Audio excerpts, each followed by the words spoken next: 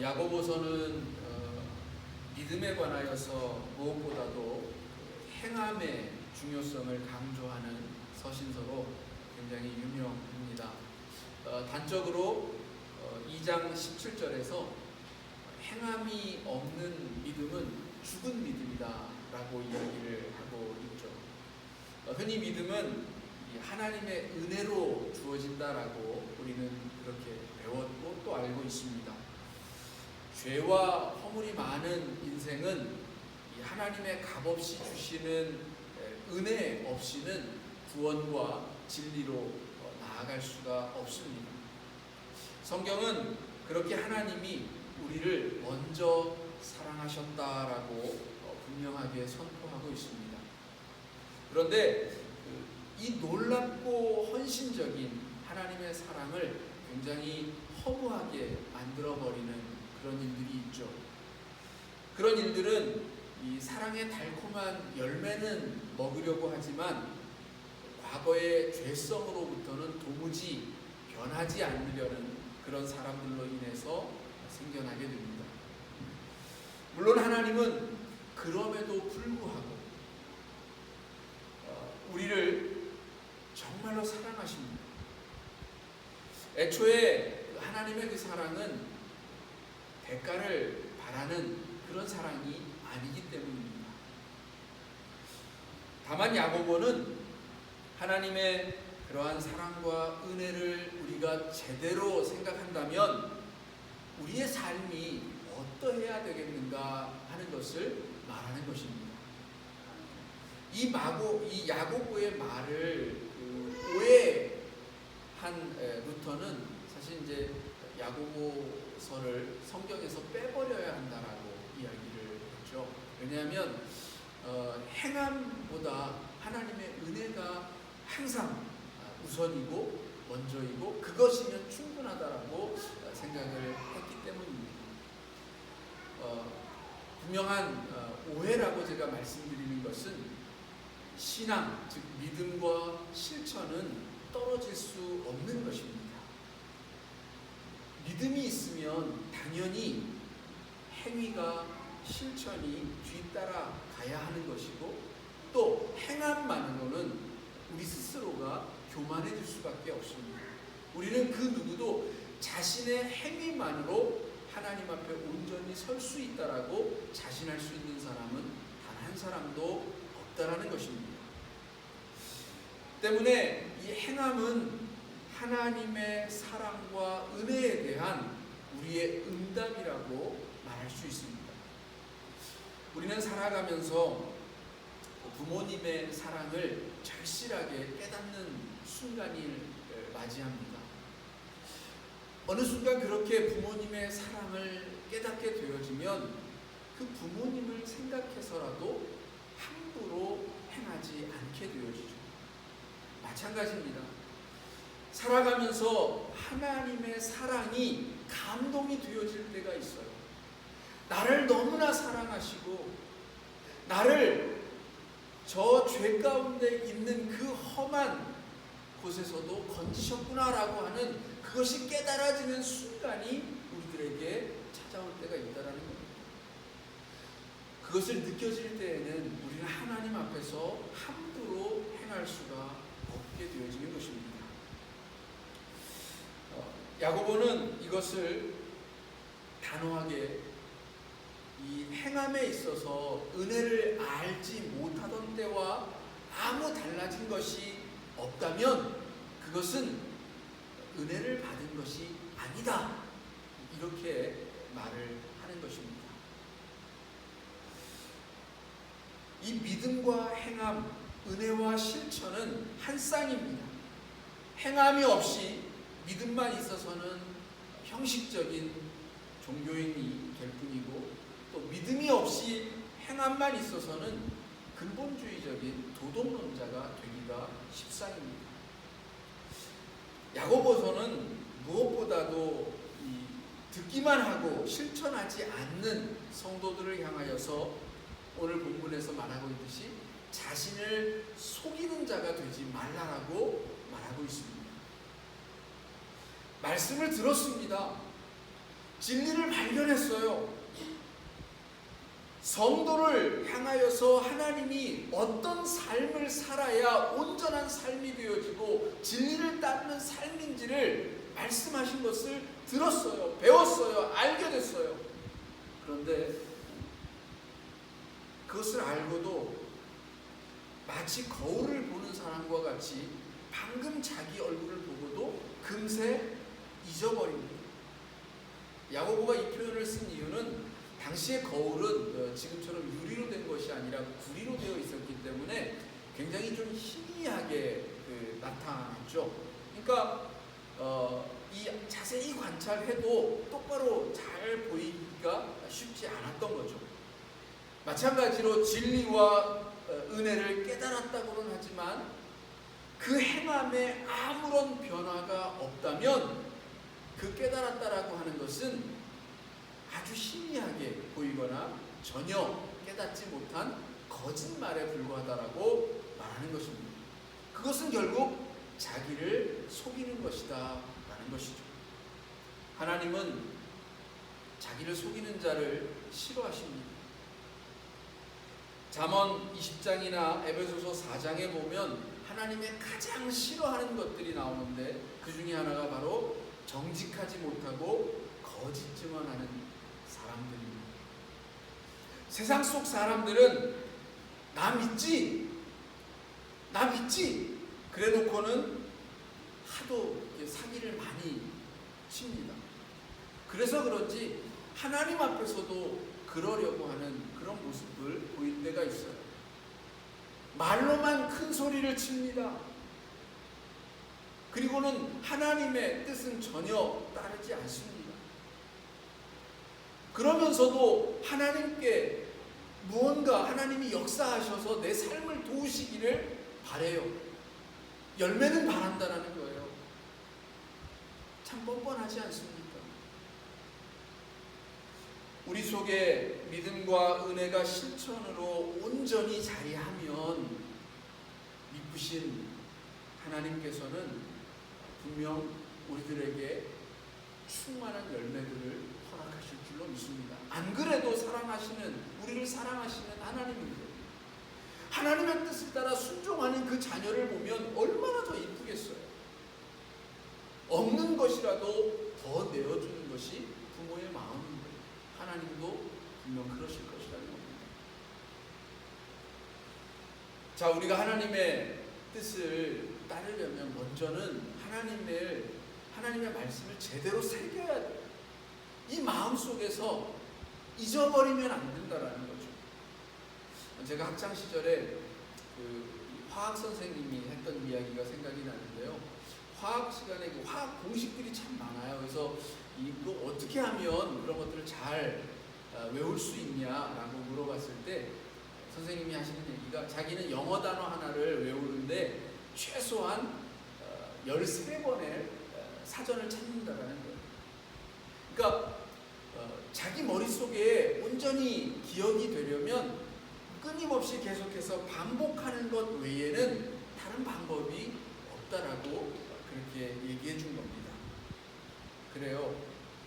우리 마음에 온전히 새기고 기억하기 위해서는 반복하는 것 외에는 다른 것이 없습니다.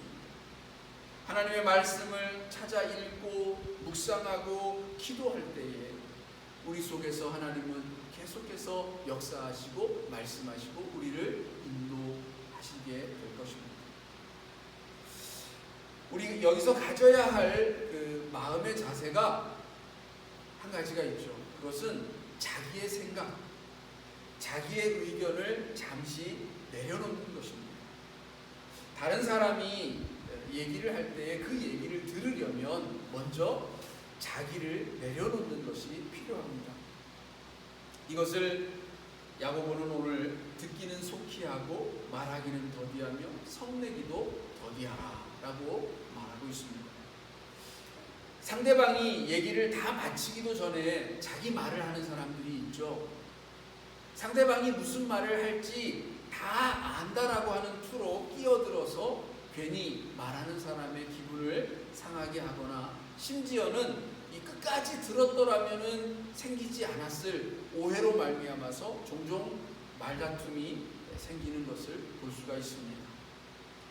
야고보는 말과 혀가 얼마나 중요하다라고 생각했는지 이 3장 전체를 할애해서 간곡하게 우리들에게 권면할 정도였습니다.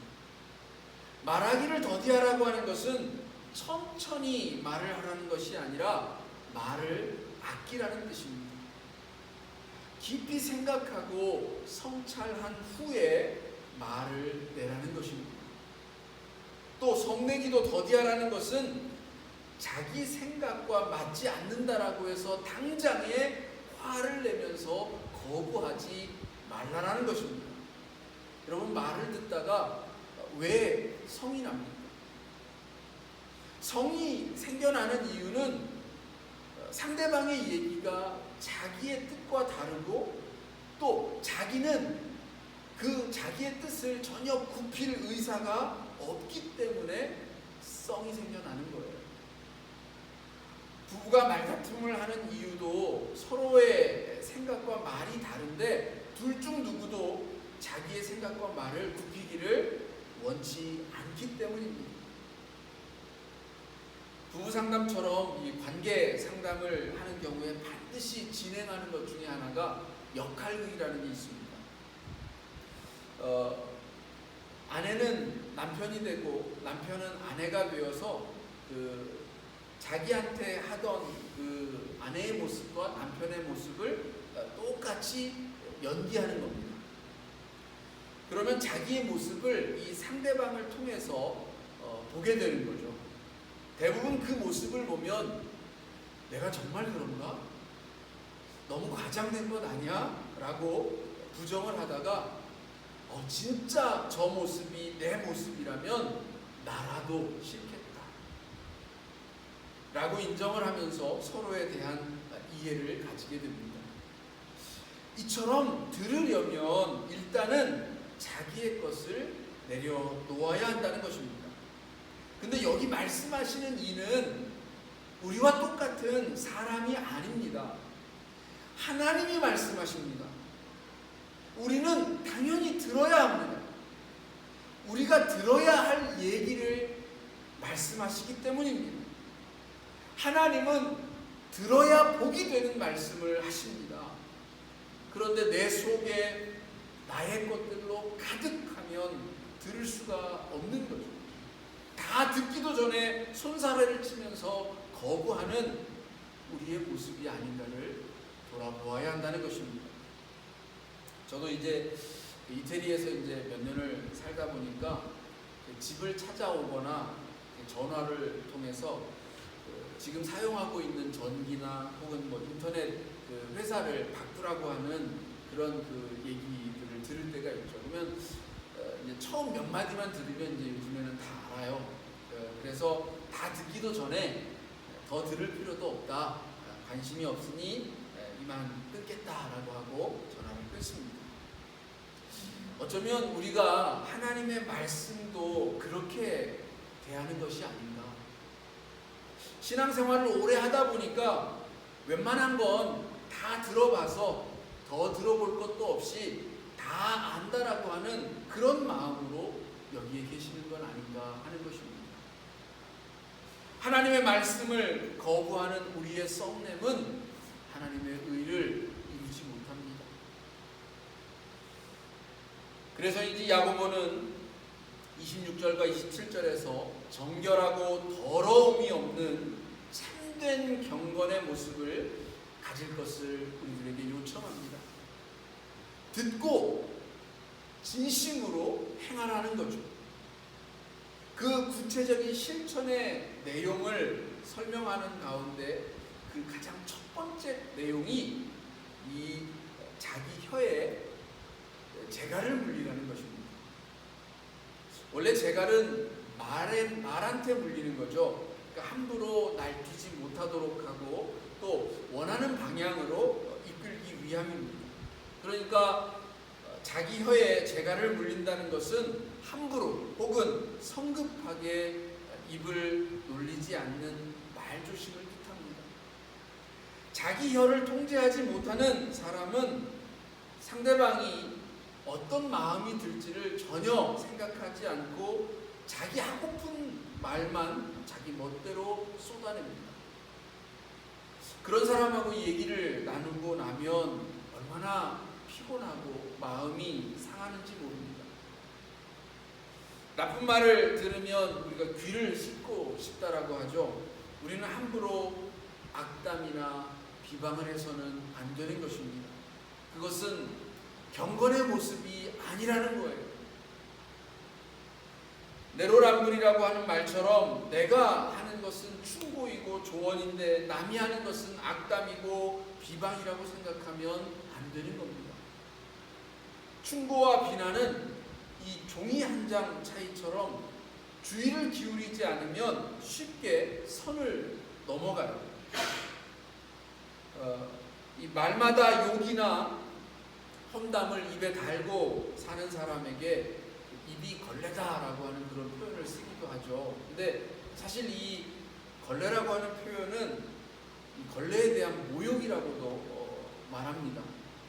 왜냐? 걸레는 자기 몸을 희생해서 더러운 옷을 닦기라도 하지만 이 거친 입은 문제와 다툼만 일으키기 때문이라는 것입니다.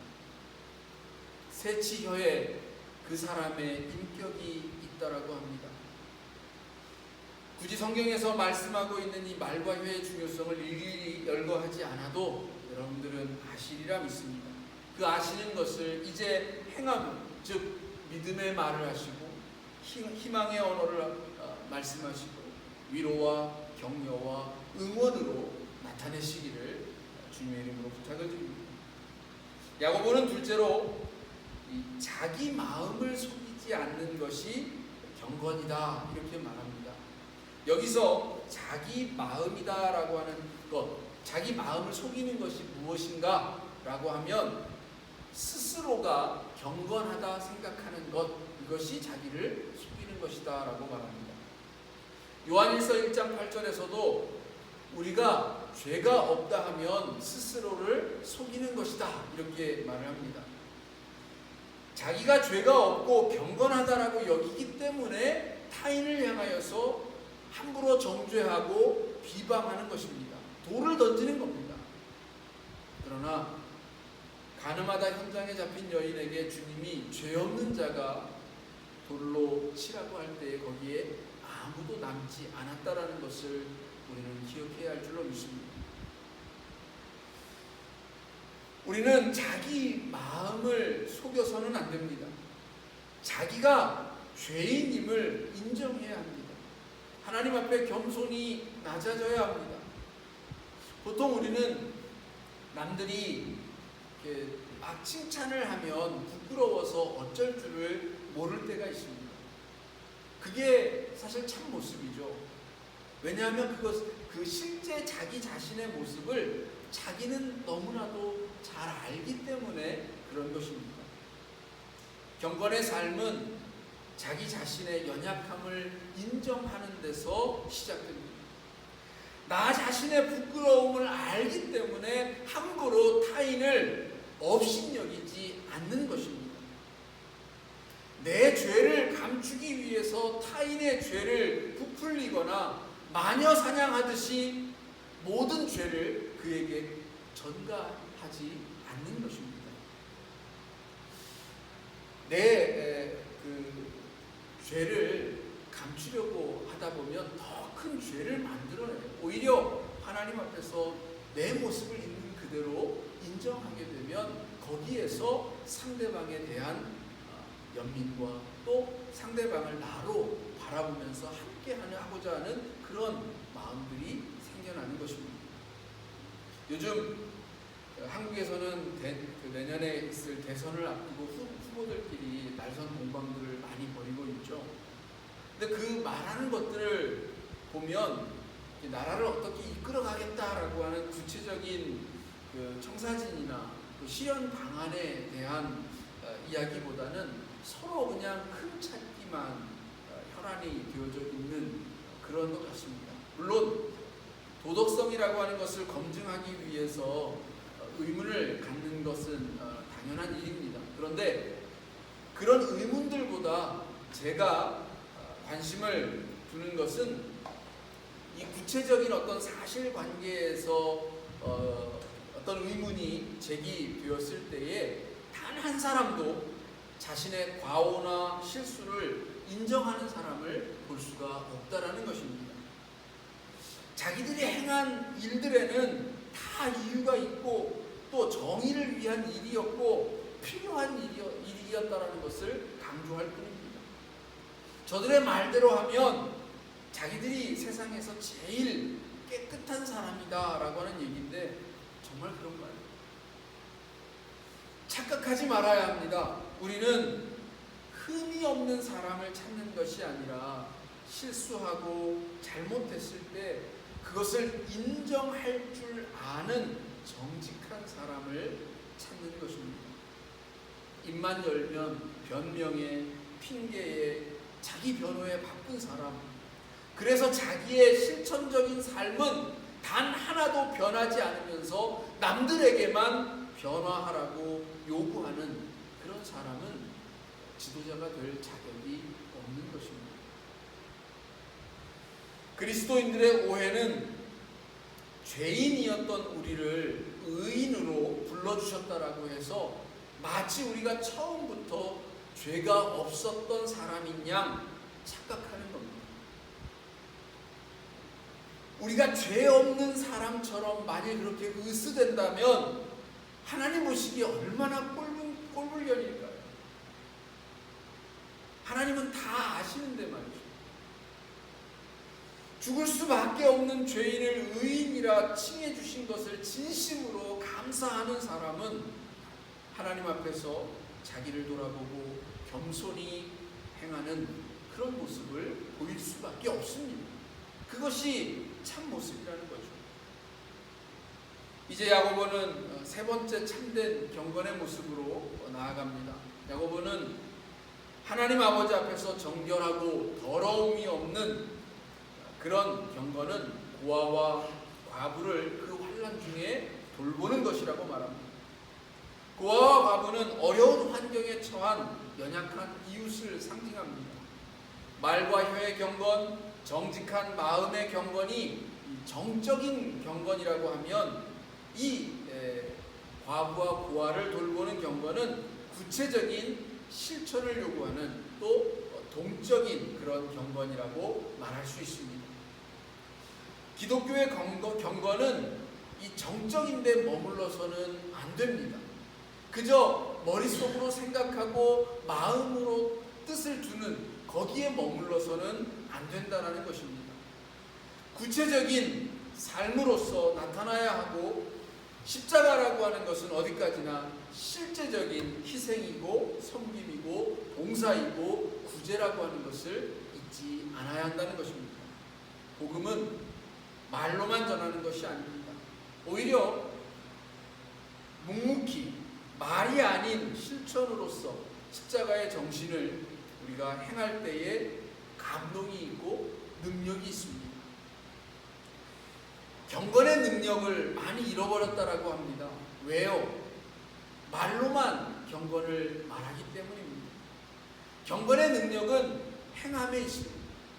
실천할 때에 그 경건의 능력이 나타나서 복음을 이루고 세상을 변화시키고 바꾸는 것입니다. 우리에게도 그러한 삶이 있기를 다시 한번 주님의 이름으로 부탁을 드립니다. 마지막으로 야고보는 이 정결하고 더러움이 없는 경건을 자기를 지켜서 새 속에 물들지 않는 것이다 라고 말합니다. 여기서 이 새 속에 물들지 않는 것이 무엇인가를 설명하기가 쉽지 않습니다.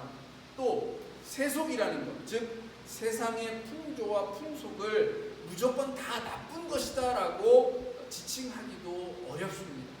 왜냐하면 우리는 모두가 이 세속의 세계를 살고 있고 세속의 문화를 향유하고 있고 또 세속의 변화에 발맞추어서 적응하면서 살기 때문입니다. 근데 여기서 중요한 것이 바로 이 변화라고 하는 단어입니다. 세상의 풍조는 절대적이지 않습니다. 변화합니다. 바뀝니다. 어제는 금기시 되던 것이 오늘은 권장이 되기도 합니다. 어제는 장려되었던 것이 오늘은 해서는 안 되는 일이 되기도 합니다. 사람은 이 세속의 영향 아래에서 살기 때문에 세속적일 수밖에 없고 바뀌고 변화할 수밖에 없습니다. 그러나 그렇다라고 해서 우리가 세속에 물들어서는 안 된다라는 것입니다.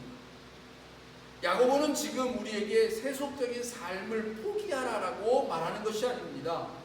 저나 여러분이 다 수도원에 들어가서 살아야 한다라고 말하는 것이 아닙니다. 세속을 살아가고 있지만 세속에 물들지 말라라고 말하는 것입니다. 세속의 사람들이 낭비하고 뽐내고 미워하고 음란하며 죄를 합리화하고 죄와 타협하면서 살아갈지라도 때로는 그것이 지극히 당연하다라고 우리를 거짓 선동하고 오히려 잘 적응된 잘 사는 삶이라고 말할 때에 그 속에서조차 변하지 않는 것, 세속 안에서도 구별되어지는 영원한 가치를 붙잡고 살아가는 삶이 있기를 바란다는 것입니다. 이것이 세속에 물들지 않는 경건한 자의 삶이다라고 말해주고 있는 것입니다. 저명한 기독교 사상가 A.W. 토저가 이렇게 말합니다. 여러분, 사업을 하고 집안일을 하고 공부를 하십시오. 그러나 다만 그것들을 하나님께 드린다라는 마음으로 하십시오. 세상 속에서 세상 사람들과 비슷하게 우리는 살아갑니다. 그러나 우리가 바라고 꿈꾸고 또 열정을 다해서 품고 지향하고 있는 것은 하나님께 영광을 드리기 위한 것, 바로 그것이라고 하는 것을 잊지 말아야 한다는 것입니다. 괜찮아, 이 정도면 별 문제 없어, 너도 해봐, 사실 너도 그렇게 생각하지, 아무도 모를 거야, 다들 그렇게 살잖아, 네가 그렇게 산다고 누가 상 주냐? 이런 말들은 우리를 세속에 물들게 하려는 유혹들입니다. 여러분, 세속에 산다고 다 세속에 물드는 것은 아닙니다. 엘리야대가 성과 속을 우리가 살아가는 두 세계라고 하였듯이 그리스도인들은 세상 한가운데서 살아가지만 세상 풍조를 무조건 따라가는 사람들이 아니라 말씀과 기도 안에서 구별하고 자기 몸과 마음과 영을 지키는 사람들이라는 것입니다. 여러분, 정결하고 더럽지 않은 경건을 소유하시기 바랍니다. 더럽다라는 것은 옷이든 몸이든 깨끗하지 않은 어떤 것이 묻었다라는 것입니다. 그러면 어떻게 해야 합니까? 몸은 씻고 옷은 빨아야 합니다. 혹 세상을 살아가다 보면 세속적인 때가 묻을 때가 있죠. 자기도 모르는 사이에 세상의 풍조를 쫓고 유흥과 탐욕을 쫓을 때도 있습니다. 그러나 그때마다 십자가의 보혈로 씻어내는 저와 여러분이 되기를 원합니다. 말과 마음과 행함에 있어서 진정으로 정결하고 더럽지 않은 경건의 사람들이 되어지기를 주님의 이름으로 축원합니다. 기도하겠습니다.